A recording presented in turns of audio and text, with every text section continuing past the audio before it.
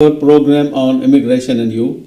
I am your immigration attorney, Michael Fulwani, and once again, we have with us my law partner, David Nachman. David, welcome. Thanks so much, Michael. So, in Always a today's pleasure. program is a very timely subject. Lot of our clients will file H-1B cases through our law firm, and first of all, I want to wish good luck to those who got into the lottery program. As you know, the number of applications was so large that they could not accommodate within the quota that we had, as a result of which I would say about 40 to 50% of the cases will be coming back, and about 50% of the cases got approved. So first of all, congratulations, and for winning the lottery and getting your H1 processing should be done soon. So that's good news. The bad news is for those people that did not make it this time. Even if they were qualified, employer was genuine, everything was done perfectly, they couldn't make it just because of the lottery program. So let's talk about the situation. What are the options that these people have? They have to go back to India, they can remain here, they can change their status, they can do something. Maybe get married to a citizen, green card holder, whatever. Right. Let's talk about some possible options. And also for those whose H-1Bs were filed, they accepted, but now they are getting an RFE. RFE is a request for further evidence. That means the Immigration Service needs to know more. They want some additional information, documentation to complete the processing. So let's talk about, David, about the people that couldn't make it. What can we do for them? And what about the RFEs? Okay. Well, one of the things I think we should do is update our viewers with regard to some of the statistics so that they understand exactly what happened, because I think that it's important to take a look at the H-1B season as a snapshot so that everyone understands what's going on, because it also has to do with a perception of how the economy is going to do 6 months from now. Because remember that these H-1Bs that people applied for kick in on October 1st. So I think that what it does is it stands as a tribute to what we perceive the economy to be able to do in October. So the fact that they received, it was 172,500 H-1Bs within the first 5 days of visa processing is really incredible. It's back basically to the numbers that we saw in 2008. And so what they did was on April 7th, they had a sufficient number of H-1Bs to reach the cap. That was both the 20,000 cap and the 65 cap. So that happened in April. And by the way, if anyone is interested in reading a bit about our predictions, Michael's predictions, my predictions, and also Rabindra Singh in our office, you can take a look at an article which we wrote that's out on the internet. It's called March Madness, referring to the basketball game. That was the double entendre. March Madness brings April sadness.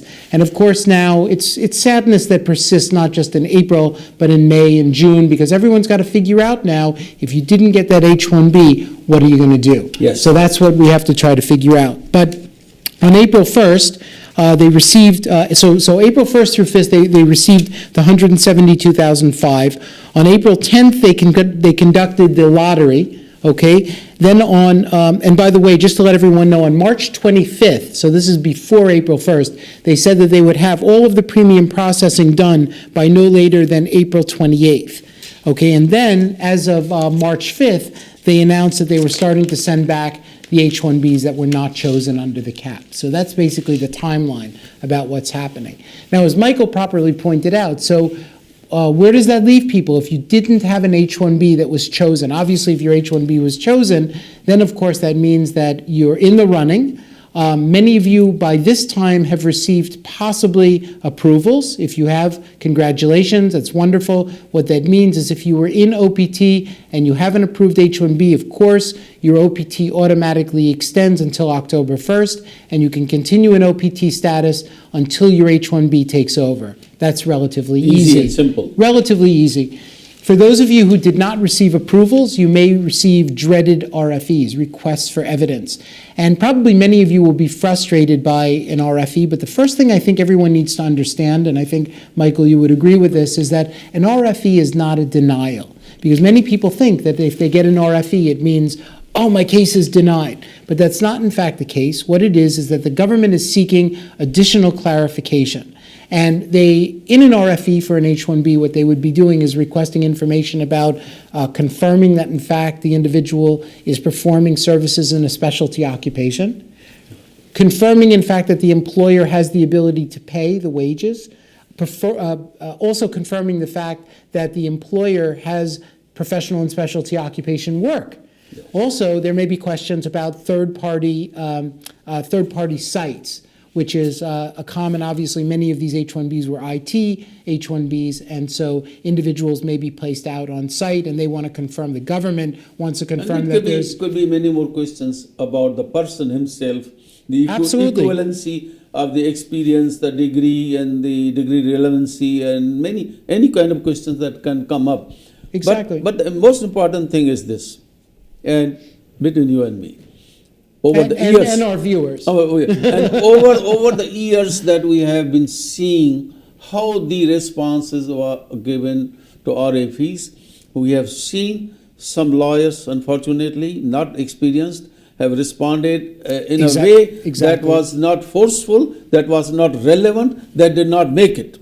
That's exactly right. The response to RFE was received, and they still did not agree and denied. Exactly. So it's so super. it is very, very important that you got to go to a law firm that has a lot of experience in dealing with the RFEs. Yeah. And I'm not putting any reflection on any lawyers.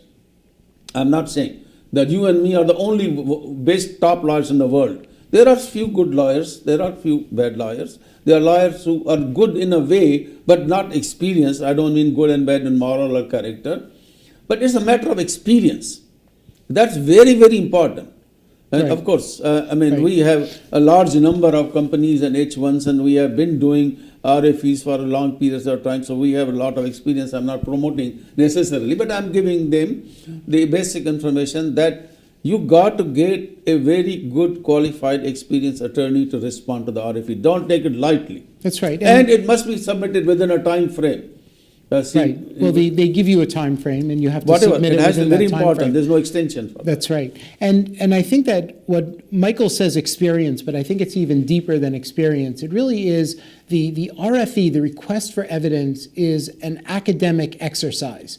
Because what it is that they're saying, please justify why this particular occupation is professional and specialty. Well, the words professional and specialty have a meaning, and that meaning comes out of the regulations. And so what a lawyer is supposed to do is go into the regulations, dig in, and explain exactly to the USCIS what professional and specialty occupation means, and why is this particular occupation professional and specialty, and why is there a particular need by the employer for that specific occupation, that professional and specialty occupation. So, there are nuances that are involved in the response to these RFEs. And I think that Michael made a great point, and that is it's really important to ensure that you're going to find someone who's going to give the time, the effort, and the patience and devote that to preparing the RFE responses. So let's say one more question.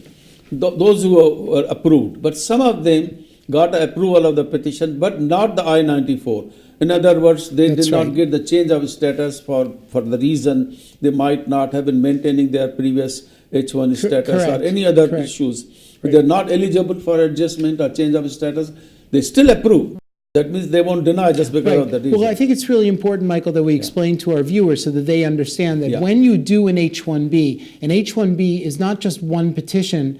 It's a petition and an application together. It's a petition for H-1B, and that means that the individual has to be recognized as being a professional and specialty occupation worker and work for that petitioner. But the second piece of it is an application for a change of status if you've asked for one in the United States. And that requires the government to take a look at whether or not the individual has maintained their status, has accurately maintained their status throughout their stay in the United States and not fallen out of status. So those kind of cases, they may still be able to go abroad to American consul. Right, so if the application for change of status is denied, or not granted, Right, so obviously within about 14 days of October 1st, the individual is permitted to depart from the United States, make an application at the U.S. consulate on a DS-160 form, and present their case for an H-1B stamping at the U.S. consulate. And then abroad. again, you have to also be fully prepared for a visa processing, because there's other,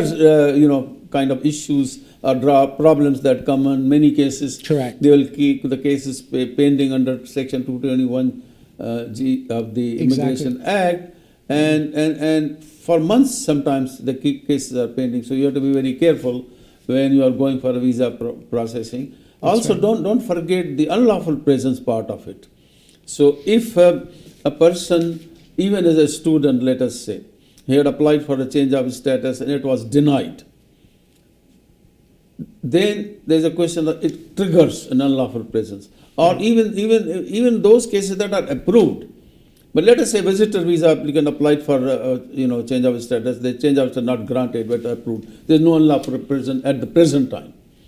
But it's going to trigger if he doesn't depart within a certain period. Correct. So that kind of person should make sure that he leaves the country and applies for the H1 at the American consul within the time frame, not to trigger the unlawful presence. So a lot of these issues that come both ways, Sure. even Exactly. for those whose petitions are approved, and because they have to also understand they cannot start working unless, of course, they are working already on OPT. That's a different thing.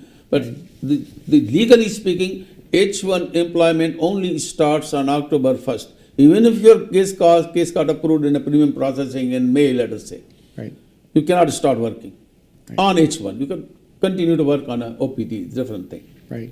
And I think it's really important for our viewers to understand that if your H-1B was not chosen, and of course we are sorry, of course, that that happened, but if your H-1B was not chosen, don't give up hope. There may be other options available Let's to you. talk about other And- options. For right. example. One of the options which we're taking a really close look at is the possibility of using the O visa classification as a way to, because, if you look at the genesis of the O visa, what happened was when back in, I think it was 1991, when they changed the law and put the cap on the H-1Bs, they opened up other visas. So the O, the P, the Q, and the R all opened up. And that was the quid pro quo for putting a cap on the H-1B. So, But not everybody can qualify. Not for everyone's O1. gonna qualify So let's for talk that. other That's right. options. Other options are a student. Okay, OPT. Listen, Well, he STEM can go extension. back. He can go back to another course He can go and back to continue school. the F1 student as long status as he doesn't for go one back more to year. Tri-Valley, it's Yeah. not a problem at all, Yeah. right? Yeah, right. So, be careful if you're going back to school to make sure that you're going into a bona fide program. Many programs right now are under investigation by ICE because they are not bona fide, so you have to look very closely Also, you at have to that. watch the service program course. always. Some people get out of that and becomes a big problem. Right. Even those students that are going on a traveling abroad and getting a new visa or whatever, coming back, and we have seen some cases the service has been terminated. They'll have a Right. big problem at the CBP, at the port of entry. That's So exactly there, right. Yeah. all these issues, all these questions really have Right. to be taken into consideration in even choosing the option. Of That's course, right. the easiest is young guy. He's like a film actor, Hollywood actor, Bollywood actor. He gets a pretty wife. He gets married, a citizen. He doesn't forget all that denials of H1 or anything. Forget everything. As long as there is no serious crime committed or fraud committed, he can apply for adjustment of his status and get a green card within 4 months, 5 months. Exactly. Green card holder may take some time also. Right. So these are some of the Well, options. marriage to a U.S. citizen is always an option, and it's something that we handle on a regular basis, and we're Yes. happy to do that for our clients, but it's not an option that works for everyone. But there are options out there, and we definitely recommend that you consult with a qualified immigration professional to figure out what options work for you. Thank you very much, David. I think we're coming to the end of the program. And all of you, we thank you very much for Thank watching you, the Michael. program. Any questions, comments, or suggestions, please contact us. We'll be more than happy to respond to you. Thank you and goodbye.